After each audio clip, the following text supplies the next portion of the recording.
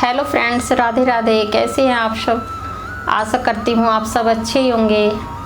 Haridarshan YouTube channel में आपका स्वागत है। आज की वीडियो में हम बात करेंगे कि पितृपक्ष में जो एकादशी आती है उसका क्या नाम है और वह एकादशी कब है और उस एकादशी की कथा या महात्म का श्रवण करेंगे।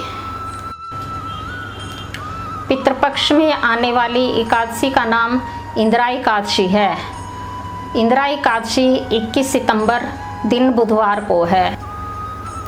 इस व्रत की कथा इस प्रकार है।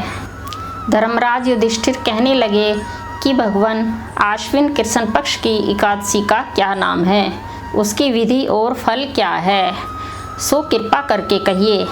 श्री कृष्ण कहने लगे कि इस एकादशी का नाम इंदिरा एकादशी है।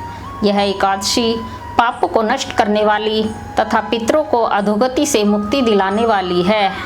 हे राजन, ध्यान पूर्वक इसकी कथा सुनो। इसके सुनने मात्र से वाजपेयी यज्ञ का फल प्राप्त होता है। पहले सतयुग के समय में महिष्मती नाम की नगरी में इंद्रसेन नाम का एक प्रतापी राजा धर्मपूर्वक अपनी प्रजा का पालन करते हुए शासन करता था। वह राजा पुत्र और पौत्र और धन धान्य से संपन्न तथा विष्णु का परम भक्त था।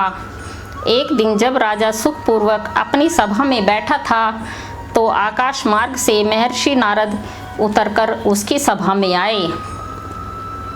राजा उनको देखते ही हाथ जोड़कर खड़ा हो गया और विधि पूर्वक आसन में अर्घ दिया। सुख से बैठकर मुनि ने राजा से पूछा, हे राजन, आपके शांतो अंग कुशल पूर्वक हैं, तुम्हारी बुद्धि धर्म में और तुम्हारा मन विष्णु भक्ति में तो रहता है।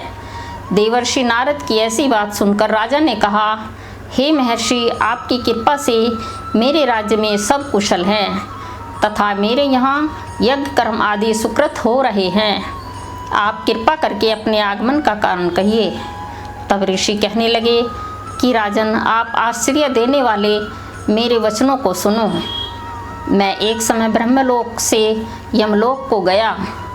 वहाँ श्रद्धापूर्वक यमराज से पूजित होकर मैंने धर्मशील और सत्यवान धर्मराज की प्रशंसा की। उसी यमराज की सभा में महान ज्ञानी और धर्मात्मा तुम्हारे पिता को एकादशी का व्रत भंग होने के कारण देखा। उन्होंने जो संदेशा दिया है सो मैं तुमसे कहता हूँ। उन्होंने कहा, पूर्व जन्म में कोई विघ्न हो जाने के कारण मैं यमराज के निकट रह रहा हूँ। सो हे पुत्र, यदि तुम आश्विन कृष्णा इंदिरा एकादशी का व्रत मेरे निमित्त करो तो मुझको स्वर्ग की प्राप्ति हो सकती है। तब राजा कहने लगा कि हे महर्षि, आप इस व्रत की विधि मुझसे कहिए। नारद जी कहने लगे, हे राजन, आश्विन माह की कृष्ण पक्ष की दशमी के दिन प्रातःकाल श्रद्धा पूर्वक स्नान आदि से निवृत्त होकर पुनः दोपहर को भी नदी आदि में जाकर स्नान करें। फिर श्रद्धा पूर्वक पितरों का श्राद्ध करें और एक बार भोजन करें तथा भूमि में शयन करें। प्रातःकाल होने पर एकादशी के दिन दातून आदि करके स्नान करें। फिर व्रत के नियमों को भक्तिपूर्वक ग्रहण करता हुआ प्रतिज्ञा करें कि मैं आज संपूर्ण भोगों को त्याग कर निराहार एकादशी का व्रत करूँगा। हे अच्युत, हे पुंडरीकाक्ष, मैं आपकी शरण हूँ, आप मेरी रक्षा करना। इस प्रकार नियम पूर्वक शालिग्राम की मूर्ति के आगे विधि पूर्वक श्राद्ध कर योग्य ब्राह्मणों को फलाहार का भोजन करावे और दक्षिणा देवे। पितरों के श्राद्ध से जो बच जाए उसको सूंघ कर गो को दे तथा धूप दीप गंध पुष्प नैवेद्य आदि सब सामग्री से ऋषिकेश भगवान का पूजन करे। रात में भगवान के निकट जागरण करे। इसके पश्चात द्वादशी के दिन प्रातःकाल होने पर भगवान का पूजन करके ब्राह्मणों को भोजन करावे। भाई बंधुओं, स्त्री पुत्र सहित आप भी मौन होकर भोजन करें। नारद जी कहने लगे, हे राजन, इस विधि से यदि तुम आलस्य रहित होकर इस एकादशी के व्रत को करोगे तो तुम्हारे पिता अवश्य ही स्वर्गलोक को जाएंगे। इस प्रकार उपदेश देकर नारद जी अंतर्ध्यान हो गए।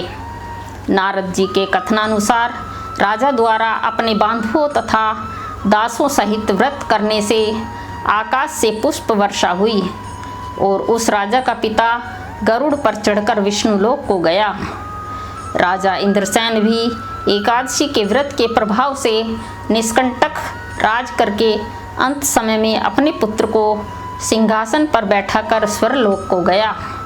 हे युधिष्ठिर, यह इंदिरा एकादशी के व्रत का महत्तम मैंने तुमसे कहा।